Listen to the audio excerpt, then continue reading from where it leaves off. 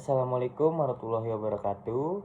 Halo semuanya, perkenalkan nama saya Muhammad Diki Pratama, mahasiswa Universitas Indonesia dengan nomor induk mahasiswa 22003021113.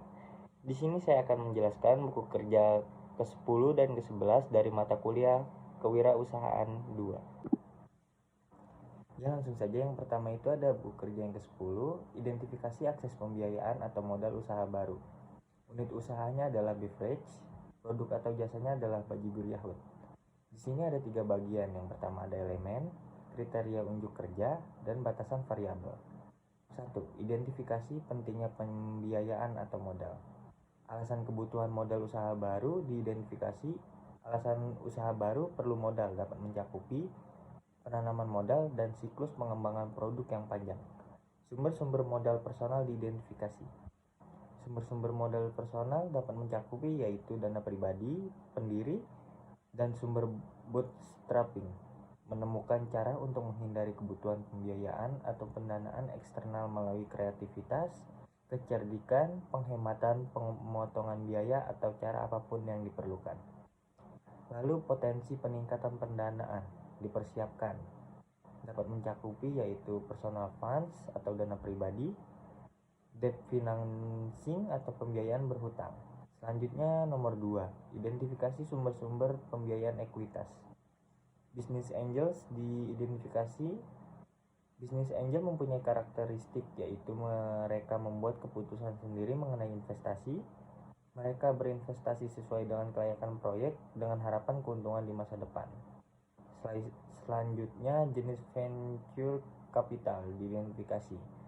Jenis ventura capital dapat mencakupi yaitu berdasarkan cara pemberian bantuan seperti single tier approach, two tier approach. Selanjutnya berdasarkan cara penghimpunan yaitu leverage venture capital dan equity venture capital. Selanjutnya initial public offering diidentifikasi. Initial public offering dapat memberikan manfaat yaitu mengatasi kendala pinjaman, diversifikasi likuiditas dan portofolio, dan terakhir adalah monitoring. Selanjutnya nomor 3, identifikasi pembiayaan pinjaman. Bank komersial diidentifikasi. Bank komersial mempunyai karakteristik yaitu secara historis bank umum belum dipandang sebagai sumber pendanaan praktis untuk perusahaan pemula. Lalu bank tertarik pada perusahaan yang memiliki arus kas yang kuat, leverage rendah, keuangan yang diaudit, manajemen yang baik, dan neraca yang sehat.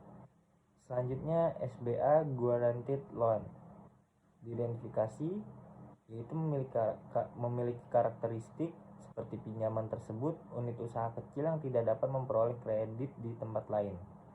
Program SBA yang paling terkenal tersedia untuk usaha kecil atau KUR. Selanjutnya sumber-sumber pinjaman lain diidentifikasi. Sumber-sumber pinjaman lain dapat mencakupi yaitu teman dan keluarga, lalu organisasi yang meminjamkan uang ke kelompok. Selanjutnya nomor 4, identifikasi sumber-sumber kreatif, pembiayaan, dan modal. Leasing atau sewa diidentifikasi. Leasing atau sewa memiliki karakteristik yaitu sewa merupakan perjanjian tertulis di mana pemilik properti mengizinkan seorang individu atau bisnis untuk menggunakan properti tersebut selama jangka waktu tertentu dengan imbalan pembayaran. Lalu SBIR atau Small Business Innovation Research and STTR atau Small Business Technology Transfer. Grant Programs diidentifikasi. SBIR dan STTR memiliki karakteristik yaitu program ini memberikan hibah tunai kepada pengusaha yang mengerjakan proyek di area tertentu. Program SBIR adalah program hibah kompetitif untuk usaha kecil di tahap awal dan proyek pembangunan.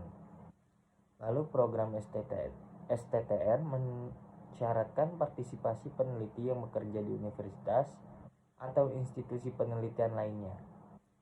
Selanjutnya buku kerja yang ke-11, identifikasi dan evaluasi peluang pemasaran. Unit usahanya adalah bajigur Yahut, produk atau jasanya beverage. Di sini ada 3 bagian, ada langkah-langkah, kriteria kinerja, lalu hasil atau rekaman hasil. 1. Identifikasi peluang pemasaran. 1.1. Informasi tentang kebutuhan pasar dan jenis pemasaran dianalisa untuk mengidentifikasi peluang pemasaran. Informasi tentang kebutuhan pasar dapat mencakupi seperti kebutuhan pelanggan, tren dan perkembangan pasar. Lalu jenis pemasaran dapat mencakupi ada pemasaran langsung dan pemasaran jarak jauh. 1.2. Potensi pasar baru dan kontribusi pada bisnis diteliti untuk masuk, membentuk, atau mempengaruhi pasar dalam hal kemungkinan kontribusi terhadap bisnis. Potensi pasar baru dapat mencakupi e-commerce. Kontribusi pada bisnis dapat mencakupi yaitu berpengaruh pada volume penjualan dan profitabilitas. Selanjutnya 1.3. Pendekatan kewirausahaan inovatif dan ide-ide kreatif. Diidentifikasi untuk aplikasi bisnis potensial mereka dan kembangkan menjadi peluang pemasaran potensial. Pendekatan kewirausahaan inovatif dan ide-ide kreatif dapat mencakupi functional approach, penjualan, pembelian, pengangkutan, penyimpanan, pembelanjaan, penanggungan risiko, standarisasi, pengumpulan informasi pasar. Lalu ada managerial approach atau peningkatan pengelolaan usaha. Nomor 2. Investigasi peluang pemasaran. 2.1. Peluang pemasaran diidentifikasi kemungkinan mereka cocok dengan tujuan dan kemampuan organisasi. Peluang pemasaran dapat mencakupi yaitu penetrasi pasar, menjual lebih banyak kepada pelanggan yang ada, meningkatkan pangsa pasar dalam segmen yang ada, membuat orang membeli jasa pengembangan bisnis setiap memulai usaha. Lalu 2.2. Hasil evaluasi peluang diidentifikasi untuk menentukan dampaknya pada basis bisnis dan pelanggan saat ini. Hasil evaluasi peluang dapat mencakupi yaitu desain fungsional dan produk dan daya tarik penampilannya, fleksibilitas, memungkinkan adanya modifikasi ciri luar dari produk untuk memenuhi permintaan konsumen atau perubahan teknologi dan persaingan. Lalu daya tahan bahan baku produk, keamanan produk tidak menimbulkan, lalu kemudahan untuk diproduksi dan diproses. Selanjutnya 2.3. Kelayakan finansial dari setiap peluang pemasaran dinilai berdasarkan faktor eksternal, biaya, manfaat, risiko, dan peluang. Kelayakan finansial itu dapat mencakupi ada manfaat dan peluang. Selanjutnya 2.4. Kemungkinan strategi pesaing potensial diidentifikasi dari pesaing dengan produk atau jasa yang sama. Strategi pesaing dapat mencakupi yaitu pemotongan harga, periklanan ekstensif. Selanjutnya 2.5. Ranking peluang pemasaran dalam hal kelayakan dan kemungkinan kontribusinya bagi bisnis. Ranking peluang pemasaran dapat mencakupi yaitu top ranking topics. Selanjutnya nomor 3. Evaluasi perubahan yang diperlukan untuk operasi bisnis saat ini. 3.1. Perubahan yang diperlukan untuk operasi saat ini untuk mengambil keuntungan dari peluang pemasaran yang layak. Perubahan yang diperlukan dapat mencakupi yaitu perencanaan proyek pemasaran dan data pemasaran dan analisis. 3.2. Perubahan organisasi untuk layanan basis pelanggan yang meningkat atau berbeda termasuk penyediaan untuk kualitas layanan berkelanjutan kepada pelanggan yang sudah ada.